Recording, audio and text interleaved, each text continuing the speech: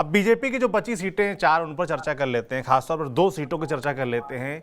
एक तो कैसरगंज है, जहां से ब्रजभूषण शरण सिंह सांसद हैं और उनको टिकट मिलेगी कि नहीं मिलेगी, इसको लेकर पूरा उत्तर प्रदेश झूल रहा है कि क्या होना है। और देवरिया सीट, वहां भी समीकरण बदले लोग कह रहे हैं, तो वहां पर क्या होने वाला है, इन 2 सीटों के बारे में लोग जानना चाहेंगे। ब्रजभूषण शरण सिंह के बारे में ये भी कहा जा रहा है, मैंने राजनीतिक कुछ लोगों से बात की तो उन्होंने बताया कि वो आए दिल्ली, जेपी नड्डा से मिले, उनको प्रॉमिस भी कुछ हो गया है और वो प्रचार तो कर ही रहे हैं अपने क्षेत्र में लगातार। क्या चल रहा है पंकज जी? देखिए, पता नहीं क्या है नहीं है।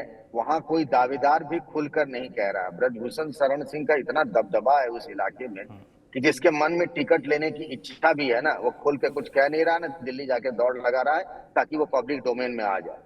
एक चीज जो अगर देखें ऑप्टिक्स के लिहाज से और बॉडी लैंग्वेज के हिसाब से, कहीं से भी कॉन्फिडेंस में कोई ब्रजभूषण शरण सिंह जो है, जिनका दबदबा कायम है वाला बड़ा प्रचारित हुआ था, कहीं से भी दबदबे में कोई कमी नहीं है। हाल में ही उनके गाड़ियों के काफिले को लेकर उन पर चुनाव आचार संहिता के उल्लंघन का मुकदमा भी दर्ज हुआ। जी। उसी भौकाली से, उसी रुतबे से, उसी रसूख से रोज निकलते हैं, रोज चुनाव प्रचार करते हैं। जहां भी उनको सार्वजनिक कार्यक्रमों में बुलाया जाता है, चौड़े से जाते हैं, मीडिया वालों के सामने चौड़े से कहते हैं कि मैं यहीं के सुख दुख का साथी हूं और मैं यहाँ जनसंपर्क कर रहा हूं। कहीं से उनके बॉडी लैंग्वेज में थोड़ा भी कॉन्फिडेंस में कमी नहीं दिखती है। वो एकदम कॉन्फिडेंस से भरे हुए लगते हैं, ऐसा लग रहा है। अगर उनके बॉडी लैंग्वेज पर जाए, मैं ये नहीं कहता केंद्रीय नेतृत्व ने आपस में क्या फैसला किया, वैसे भी केंद्रीय नेतृत्व एक भी सीट हारना नहीं चाहेगी। आज मैं सुन रहा था, मुरादाबाद में केंद्रीय गृह मंत्री और बीजेपी के चाणक्य कहे जाने वाले अमित शाह ने कहा कि भाई 63 और 62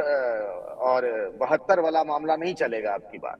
ठीक है, अब की बार हमें यूपी में लोकसभा की 80 में से 80 सीटें चाहिए। मतलब अब की बार विपक्ष को खाता खोलने नहीं देना चाहते हैं। 400 पार का जो एक एजेंडा बना हुआ है, जी। उसमें 5 सीटें सहयोगी दलों के पास है। तो कोई भी सीट वो हारना नहीं चाहेगी बीजेपी। और उस लिहाज से देखें तो आपके पास ब्रजभूषण शरण सिंह के अलावा बीजेपी के पास कोई मजबूत विकल्प हो, कोई मजबूत दावेदार हो, ऐसा मुझे कोई नाम फिलहाल वहां दिख नहीं रहा है। हालांकि बीजेपी का ये है कि उनके लिए कोई भी इनविंसिबल नहीं, कोई भी अपरिहार्य नहीं है, ये जी। बीजेपी की तरफ से कहा जाता है। लेकिन ये बात सच है कि वो जिताऊ उम्मीदवार देखते हैं।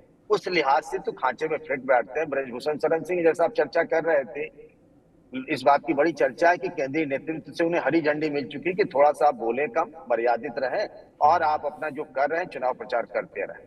तो उस लिहाज से लगता है वही चुनाव लड़ेंगे। बाद बाकी तो केंद्रीय नेतृत्व फैसला करे। कैसे गाजीपुर के मामले में तो हम सबको कुछ पता ही नहीं था कि पारसनाथ राय जी उम्मीदवार बन जाएंगे। किसी जी। को खुद उन्होंने कहा भैया कि मैंने टिकट मांगा ही नहीं था, मुझे तो पता चला, मैं तो कॉलेज में पढ़ा रहा था, मेरे एक मित्र ने फोन किया कि आपको टिकट मिल गया है। हमको यकीन नहीं हुआ, हमने जिलाध्यक्ष से पूछा, तब पता चला कि मैं बीजेपी का उम्मीदवार हो गया। जी। तो ये तो कहानी थी। दूसरी बात जो हम कर रहे थे देवरिया की, देवरिया से कुछ टॉप प्लेस सोर्सेज से ये पता चल रहा है कि रमापति राम त्रिपाठी जी जो अभी वर्तमान सांसद हैं, उनको मिलने की संभावना बहुत कम है।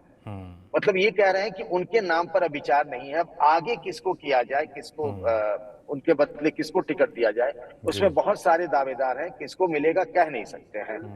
तो उसके बारे में जब तक कोई फाइनली कुछ चीजें ना आए, मतलब विस्तार से बात करना मुझे लगता है खतरे से खाली नहीं होगा। बिल्कुल ठीक बात है। वैसे भी बीजेपी में जब तक टिकट आ ना जाए, लिस्ट आ ना जाए, तब तक कुछ बोलना खतरे से खाली रहता भी नहीं है।